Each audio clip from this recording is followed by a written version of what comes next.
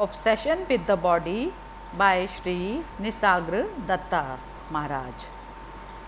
Once, devotee asked Sri Nisagra Datta Maharaj, "You are sitting in front of me and I am here at your feet. What is the basic difference between us?" Maharaj said, "There is no basic difference." Then devotee asked, "Still there must be some real difference. I come to you, you do not come to me." Then Maharaj said, "Because you imagine differences, you go here and there in search of superior people." Then devotee asked, "You too are a superior person. You claim to know the real, while I do not." Then Maharaj said, "Did I ever tell you that you do not know and therefore you are inferior? Let those who invented such distinctions prove them. I do not claim to know what you do not. In fact, I know much less than you do." Then devotee asked, "Your words are wise, your behavior noble, your grace all powerful."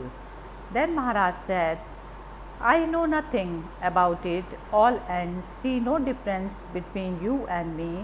My life is a succession of events just like yours, only I am detached and see the passing show as a passing show, while you stick to things and move along with them." Then devotee asked, "What made you so dispassionate?"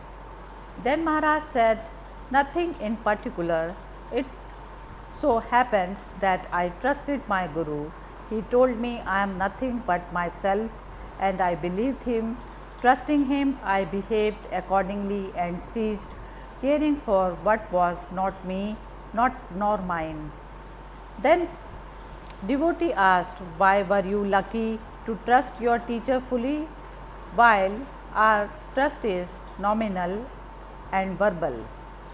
Then Maharaj said, "Who can say it happened so? Things happen without cause and reason. And after all, what does it matter? Who is who? Your high opinion of me is your opinion only. Any moment you may change it. Why attach importance to opinions, even your own?" Then devotee asked, "Still you are different. Your mind seems to be always quiet and happy, and miracles happen round you." Then Maharaj said, "I know nothing about miracles, and I wonder whether nature admits exceptions to her laws unless we agree that everything is a miracle. As to my mind, there is no such thing. There is consciousness in which everything happens. It is quite obvious and within the experience of everybody. You just do not look carefully enough. Look well and see what I see." Then devotee asked, "What do you see?" Maharaj said, "I see what you too could see here and now, but for the wrong focus of your attention. You give no attention to yourself. Your mind is all with things, people and ideas, never with yourself. Bring yourself into focus, become aware of your own existence, see how you function, watch the motives and the results of your actions, study the prison you have built around yourself by inadvertence. By knowing what you are not, you come to know yourself. The way back to yourself is through refusal and rejection. One thing is certain, the real is not imaginary, it is not a product of the mind. Even the sense I am is not continuous. Though it is a useful pointer, it shows where to seek, but not what to seek. Just have a good look at it. Once you are convinced that you cannot say truthfully about yourself anything except I am, and that nothing that can be pointed at can be yourself, The need for the I am is over.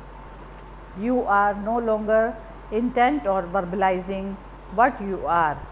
All you need is to get rid of the tendency to define yourself.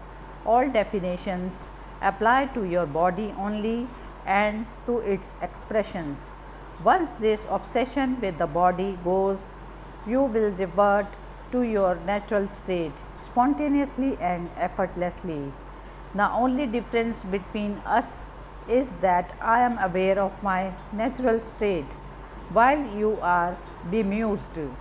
Just like gold made into ornaments has no advantage over gold dust except when the mind makes it so. So are we one in being, we differ only in appearance. We so are we discover it by being earnest, by searching, inquiring, questioning daily and hourly, by giving one's life to this discovery.